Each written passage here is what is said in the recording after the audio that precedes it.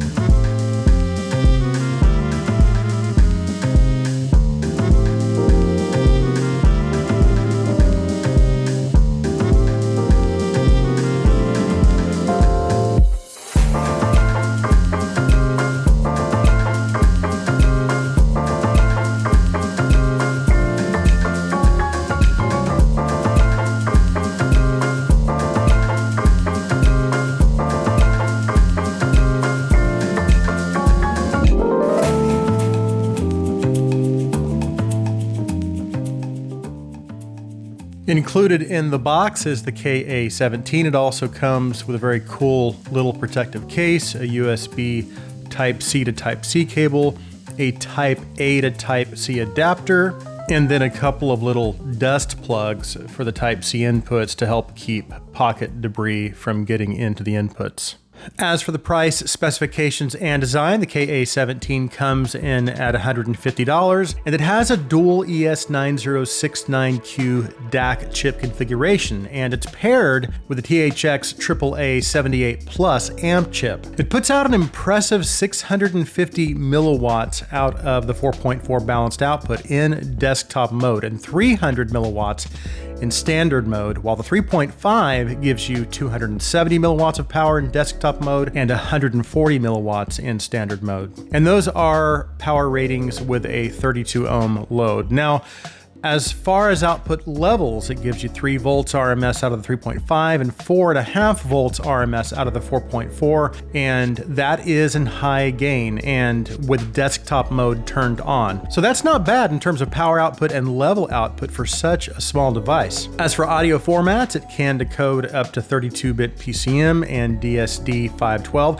and I was reading somewhere that some were having issues getting the KA17 to properly decode DSD files. I didn't have any issues decoding DSD files using either Roon on my PC or USB Audio Player Pro when I was using my S23 Ultra, so it worked fine for me. So that's on the inside, but what about the outside? Well, there's a lot. On the top, we have a Type-C audio input, so this is the input you'll plug your audio source device into, and the reason I'm clarifying that is because it has a second Type-C input on the left side that operates exclusively as a power input, so that if your audio source is battery powered like your phone, you can plug your PC into the other Type-C input and it will not draw any power from your source device. On the right side, we have a physical volume rocker, a multi-function selection button, and a little switch that allows you to change between standard mode and desktop mode. And on the bottom, we have 2 headphone outputs, a 3.5 millimeter single-ended, and then a 4.4 balanced. And then on the face, there is a simple dot matrix display. It gives you access to the internal menu. In the internal menu, you can adjust the volume level, which can be set to either 60 or 120 volume steps. You can also switch between high and low gain and choose between 8 different filters. The 3.5 millimeter output also functions as an SPDIF output, which can also be activated within the menu.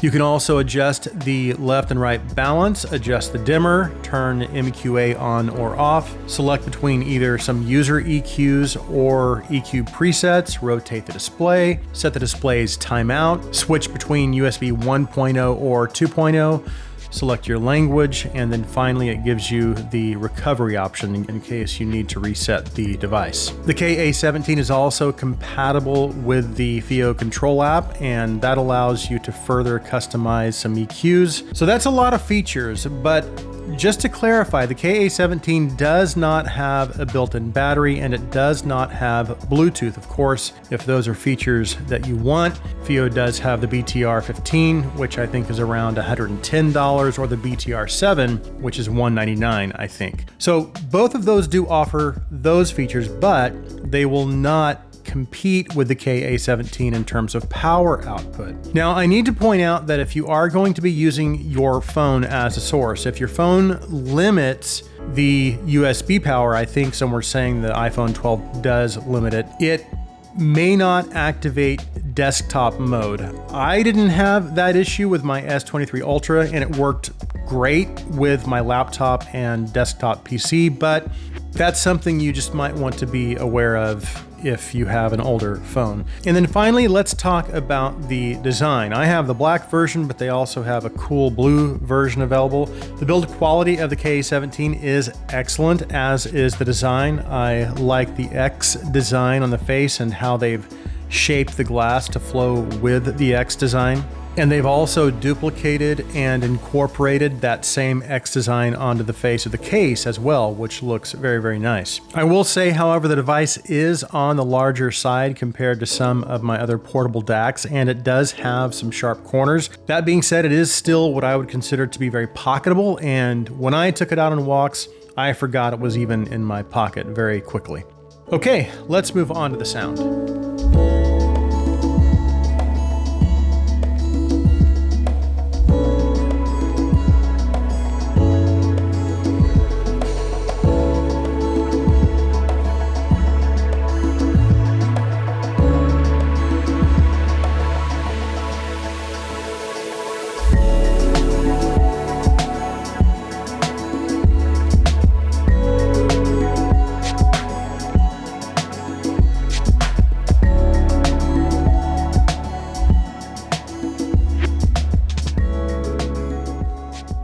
So I've seen this device described as clinical and more treble focused, and I've also seen it described as warm and more musical. For me personally, based on what I'm hearing, I would say it's mostly linear, but it does lean just a little more warm when compared to my portable linear reference right now, which is the FiiO M15S. Now, of course, it can't compete on a technical level. The only reason I'm comparing the KA17 with the M15S again is because the M15S is my neutral reference. That being said, the difference is very minimal, and I would still consider the KA17 to be very close to linear, especially when compared to its competition like the Yuki and the CDA M2. It also does a really good job of reproducing instruments and vocals naturally, so any coloration that may be present is minimal enough as to not really affect vocal or instrument reproduction. And for the most part, my IEMs and headphones are able to retain their sound signatures. As for technical performance, as I always say, any device's technical performance will only be as good as the IEMs or headphones it's driving. And with IEMs, the KA17 was able to give me a fairly wide soundstage, good forward depth and layering, good detail levels, good transparency. So with IEMs, it's giving me just about everything I expect to hear from a dongle style DAC. But what about full-size headphones? Well, if you're familiar with this channel and my reviews, you'll know that I've had quite a few different portable USB DACs come across my review table over the last few years. And the reality is that even though dongle style DACs can perform at very high levels, especially with IEMs, they're still usually somewhat limited when it comes to power output and pushing full-size headphones, especially when compared to more powerful desktop devices, or even again, something like my M15S, which can put out about 1.2 watts in desktop mode.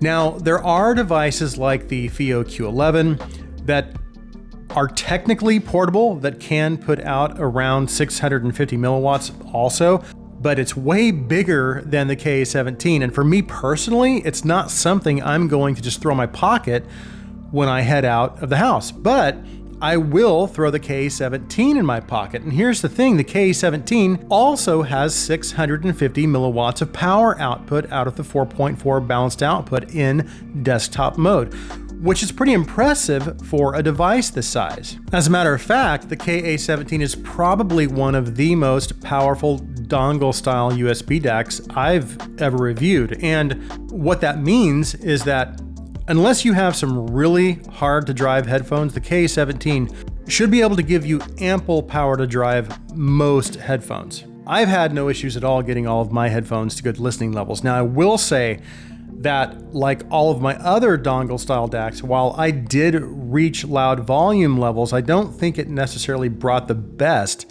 out of my full-size headphones in terms of bass dynamics and just in its general technical performance. But it still did a very, very good job, and I could be perfectly happy taking this with me on a trip with some full-size headphones. So I really do like the addition of desktop mode with the K17. I also tested for background noise using my 2020 Andromedas, and I heard no noise at all. So it is a very quiet device. So I opened the video stating that the K17 may have just dethroned my favorite dongle under $200. And if you've been watching my more recent dongle reviews, you'll know which one I'm referring to, the Moonriver 2 Ti. Now, it's not my top dongle. That title does still go to the Hibby FC6, but it's my favorite dongle under $200. And the reason is because it's linear, it's transparent, uncolored, and of all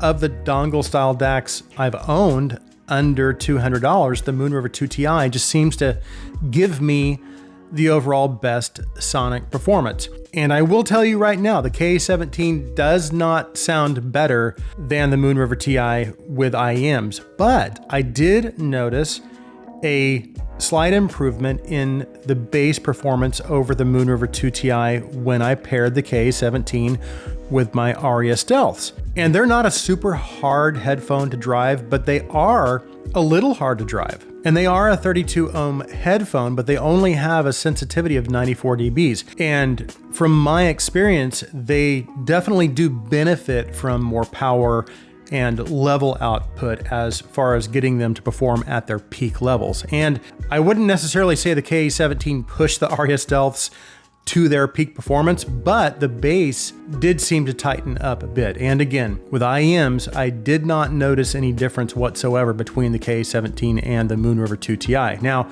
here's another thing. I also noticed some sonic improvement with the KA17 over the FC6 with full-size headphones. As a matter of fact, the FC6 only gives you 100 milliwatts of power output, and I have to crank it up to about 30 to get the Aria Stealth to listable levels. And the thing is, its max volume is 31. Now, I do still prefer the FC6 with IEMs, but right now, the KA17 is outperforming the FC6 with my Aria Stealths and my LCD3 2022s. So what that means is that of all of the dongles that I currently own, or I think even that I have owned in the past, I'm getting the best performance I've ever gotten out of a full-size headphone paired with the K17. Now, I didn't notice as much of a difference with some of my more sensitive headphones like the Zeus Elite or the Sivga Luan. So if you do have a sensitive entry or mid-tier headphone,